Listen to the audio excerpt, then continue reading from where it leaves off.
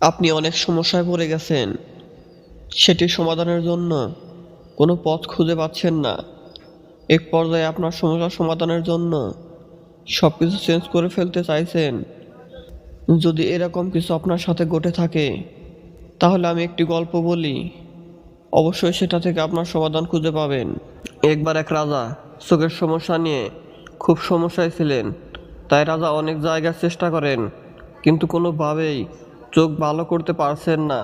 বহুদিন পর রাজা সন্ধান পেলেন যে তার রাজ্যের বনে এক সন্ন্যাসী থাকেন, যিনি রাজার চোখের সমস্যা সব ঠিক করে দিতে পারবেন। অবশেষে রাজা গেলেন সেই সন্ন্যাসীর কাছে, গিয়ে বললেন, সন্ন্যাসী, আমার চোখের সমস্যা ঠিক করে দিন। সন্ন্যাসী দেখে বললেন, রাজা, আমি আপনার সমস্যা বুঝতে পেরেছি। আপনি এক কাজ করুন, এখন থেকে শুধু লাল জিনিসের দিকে তাকাবেন, লাল রং দেখবেন, তারপর দেখবেন সব ঠিক হয়ে গেছে। রাজা বলল, আচ্ছা ঠিক আছে।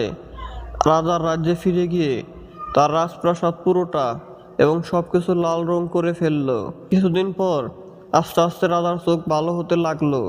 তখন রাজা খুশি হয়ে তার সৈন্যদেরকে বলল, যাও, সেই সন্ন্যাসীকে নিয়ে আসো, আমি তাকে পুরস্কৃত করতে চাই। তারপর সন্ন্যাসী যখন আসলো, তখন সৈন্যরা পালতি পরে লাল রং দিয়ে তাকে রাঙিয়ে দিল। সন্ন্যাসী রাজার কাছে এলে রাজা তাকে জিজ্ঞেস করলো, কেমন আছেন? তখন সন্ন্যাসী বললেন, দেখতেই তো পাচ্ছেন।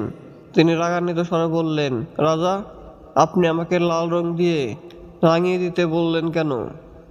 রাজা বললেন, কেন, আপনিই তো বলেছেন লাল রং দেখতে। রং না দিলে আপনাকে দেখলে তো আমার চোখ সমস্যা হতো, তাই। সন্ন্যাসী বললেন, রাজা, আপনি তো একটা লাল চশমা পরলেই পারতেন। রাজা বললেন, আরে তাই তো। রাজা লজ্জায় পড়ে গেলেন। তারপর সন্ন্যাসী বলল, দেখছেন রাজা, আমরা সমস্যায় পড়লে আশেপাশে সব কিছু পরিবর্তন করতে চাই, কিন্তু সমস্যার সমাধান যে আমাদের নিজের ভিতরেই আছে তা লক্ষ্য করি না। আমাদের নিজেদের বদলাতে বড় কোনো দেশে যেতে হয় না, নিজের দেশে থেকেই নিজেকে বদলাতে পারবো। আমরা বদলালে আমাদের পরিবার বদলাবে, আমাদের সমাজ বদলাবে, আর সমাজ বদলালে আমাদের দেশ বদলাবে।